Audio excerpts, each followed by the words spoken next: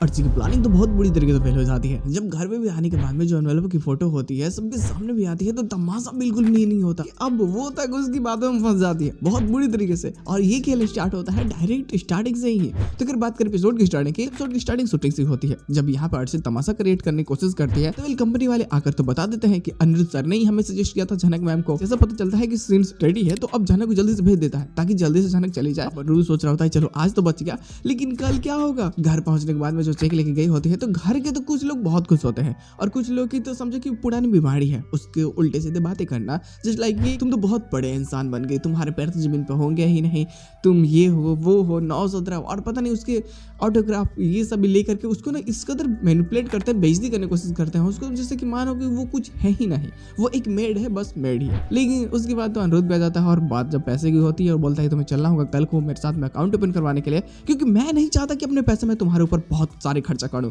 Already इतने सारे खर्च हो चुके हैं, क्योंकि ये तो घर वालों की नजर में दिखाना चाहता है कि मेरी से कोई आपसे सहमति नहीं है किसी चीज को लेकर के, ये इसको जो करना है करने दीजिए। बस ऐसी बातें घुमा रहा होता है और घर वाले भी इतने बेवकूफ होते हैं वो उसकी बातों को मान लेते हैं। बोलते ठीक है। सुबह हो जाती है, सुबह को डायरेक्ट ये यहाँ से लेकर के निकल रहा होता है। रिमी मम्मी को भी कॉलेज जाना होता है लेकिन उनको नहीं छोड़ता, बल्कि ये इसको डायरेक्ट लेकर के बोलता है चलो मेरे साथ में, मैं तुम्हें लेकर के चलता हूँ अकाउंट ओपन करवाने के लिए। तो पहले ही खाना खाने के लिए जाता है। और अब बात ऐसी होती है कि देखो यार कि जिस रेस्टोरेंट में जाता है ना, जो कल का पोस्टर सीन था उस चीज़ को थोड़ा सा एक्सपेंड कर दिया गया है। तो अब वहाँ पे जाने के बाद में जो भी वैलेंटाइन डे का है सेलिब्रेशन का, तो जो भी रेस्टोरेंट वाले होते हैं वो सबको रिप्रेजेंट कर रहे होते हैं कि भाई ऐसा हमारा रेस्टोरेंट है और हम लोग ये कर रहे हैं। लोग फोटोज भी खींच रहे होते हैं बिना बताए हुए सारे लोगों का। खाना तो कुछ खाने का इसका मन होता नहीं, तो बोल देता है कि अच्छा राहुल होता तो खा लेती, राहुल होता तो ये कर लेती, राहुल के साथ में वो कर लेती। मतलब उसका तो दिमाग खराब हो जाता है कि तुम पागल हो चुके हो, सिर्फ एक घंटे से तुम सिर्फ राहुल का ही नाम ले रहे हो, राहुल राहुल राहुल। अरे उसके होने ना होने से मुझे क्या फर्क पड़ता है, वो सिर्फ मेरा दोस्त था। ये बोलता है नहीं नहीं दोस्त तो नहीं था, जरूर कुछ ज़्यादा था, तुम झूठ बोलती हो झनक मुझे पता है।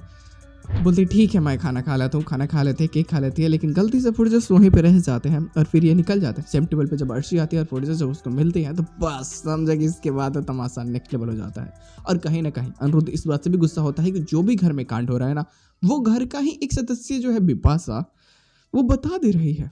बहुत गुस्सा होता है उस पर भी, लेकिन वो दिखाना नहीं चाहता कि बिपाशा भाभी मैं आपके साथ गुस्सा हूँ, बस वो चुपचाप होता है। खैर अब इसके बाद जब तमाशा निकल करके आएंगे ना वो सच में बहुत ही ज़्यादा मज़ेदार होगी, क्योंकि घर पे जाने के बाद वो फोटोजस कि तुम तो गए थे अकाउंट ओपन करवाने के लिए, खाना खिलाने लगे, ये फोटोजस ये गुलाब ये सब क्या है बताओ, कहीं तुम्हारा कुछ चल तो नहीं रहा ना।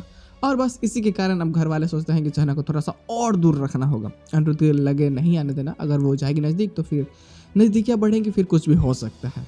तो जिस कारण घर वाले सोचते हैं कि नहीं यार छोरे इसको दूर रखो, और बस थोड़ा सा इधर उधर करके निकालने की कोशिश कर रहे होते। और मजे की बात यह है कि राहुल को भुला लेते हैं यहाँ पे। सच में मज़ा बहुत ज़्यादा आने वाला है और बवाल भी क्रिएट होगा। देखते हैं लोग कि आने वाले एपिसोड में और क्या बेहतरीन चीज़ें हो सकती हैं, क्योंकि तेजस्वी अपनी प्लानिंग शो बना रहा है तो इतनी जल्दी तो वो हार मानेगा नहीं, वो जीतेगा तो ज़रूर ही, आज नहीं तो कल।